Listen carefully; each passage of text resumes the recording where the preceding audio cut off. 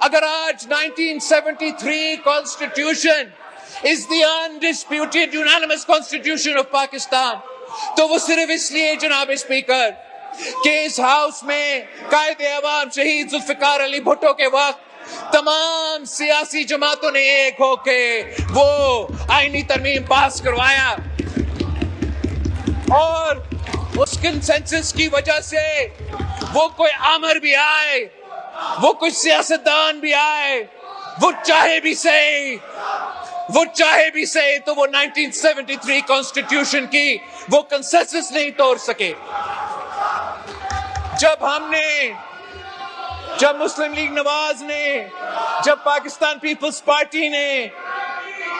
ایک اور آمریت کا مقابلہ کر کے ایک آمر کو شکست دلوا کے حکومت سنبھالا، تو ہم نے 18ویں ترمیم پاس کروایا۔ وہ 18ویں ترمیم نے صوبہ خود مختاری، صوبے کو حقوق دلوائے، ہمارا جمہوریت میں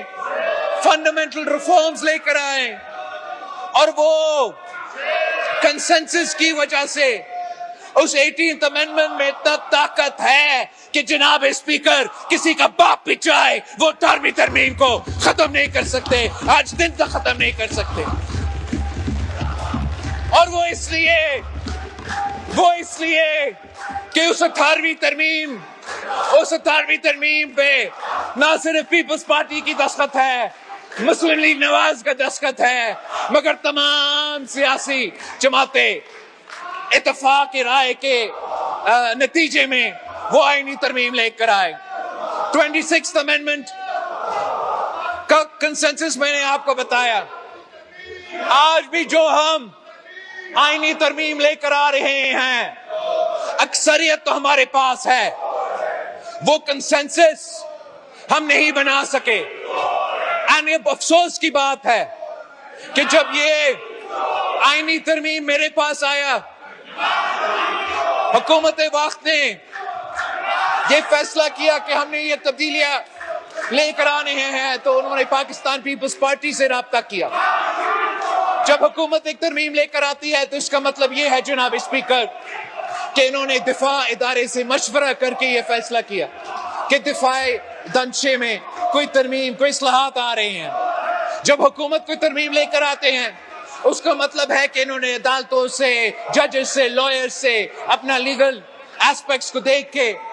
جو عدالت کے دانچے اس میں ترمیم لے کر آئے ہیں۔ وہ میرے پاس بطور پاکستان پیپلز پارٹی کے چیئرمین آئے تھے، میں نے یہ ترمیم اپنا پارٹی کے پاس لے کے گیا، سینٹرل ایگزیکٹو کمیٹی کے دو دن ہمارا بیٹھک ہوا، اور ہم نے یہ فیصلہ کیا کہ ہم حکومت کے ساتھ دیں گے، ہم چارٹر آف ڈیموکریسی کا نامکمل مشن کو مکمل کریں گے، اور ہم عام آئینی عدالت بنا کے رہیں گے۔ ہم نے یہ فیصلہ کیا کہ جو پاکستان کی فیلڈ مارشل کو دنیا بھر میں سراہا جا رہا ہے، پاکستان کی افواج کو دنیا بھر میں سراہا جا رہا ہے کہ جو عبرتناک شکست آپ نے مودی کر سرکار کے ساتھ، جو عبرتناک شکست وہ کھائے، جو آپ نے ان کا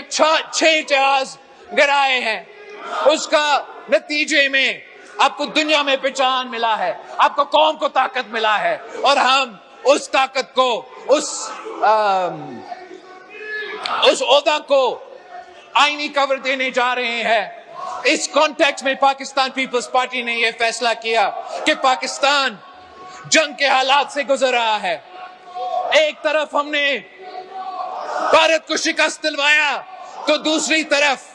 بھارت نے افغانستان کا فورن منسٹر کا میزبانی کر کے، اس میزبانی کے بعد جو ہمارے دوسرے بارڈر پہ ہو رہا ہے، جو ہمارے شہروں کے میں ہو رہا ہے، جو ہمارے شہریوں کا خون بہ رہا ہے، وہ بھی اب سب کے سامنے ہے۔ تو اس کانٹیکس میں پاکستان پیپلز پارٹی نے یہ فیصلہ کیا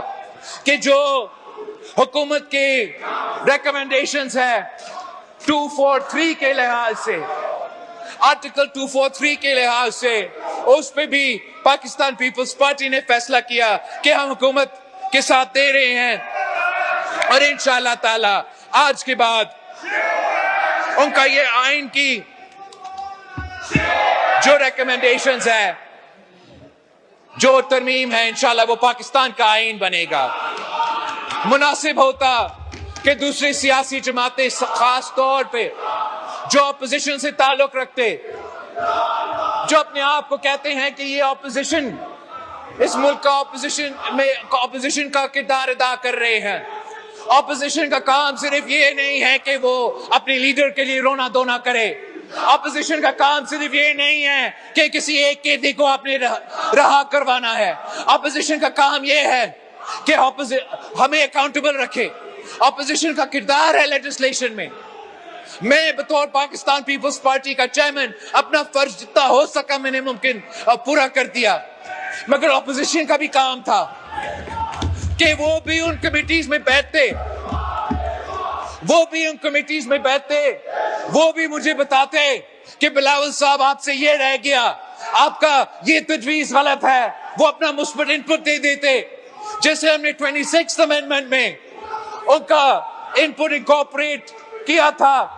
ویسے ہم 27th میں اگر ان کا انپٹ آ جاتا تو اس آئین میں زیادہ مضبوط ہوتا، یہ ملک کو زیادہ طاقت ملتا اور ان کے بارے میں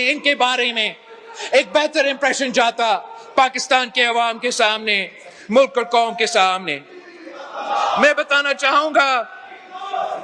کہ پاکستان پیپلز پارٹی کی اس آئین سازی میں کس قسم کا کنٹریبیوشن رہا ہے۔ Along with the establishment of constitutional courts, the Pakistan People's Party appreciates the government of Pakistan for accepting our demand کہ جو نیا آئینی عدالت بنے گا اس آئینی عدالت میں تمام صوبوں کا برابری کا نمائندگی ہوگی۔ یہ ایک تاریخی اچیومنٹ ہے جناب اسپیکر، یہ چارٹر ڈیموکریسی کا ایک حصہ بھی تھا اور ہم یہ وعدہ پورا نہیں کر سکے۔ ہم سمجھتے ہیں کہ جتنا برابری کے ساتھ ہم صوبے کو چلائیں گے، جتنا ایکوالٹی کے ساتھ ہم تمام صوبے کو چلائیں گے، اتنا ہی طاقتور ہمارا فیڈریشن ہوگا۔ اور میں سمجھتا ہوں کہ جو تمام قوتیں، سیاسی جماعتیں اس وقت 27ویں آئین کا مخالفت بھی کر رہے ہیں، ان کو ماننا پڑے گا کہ یہ ایک بہت بڑا کامیابی ہے کہ اب آئینی عدالت میں تمام صوبے کے برابری کا نمائندگی ہوگا۔ جناب اسپیکر، جب قائد عوام شہید ذوالفقار علی بھٹو کو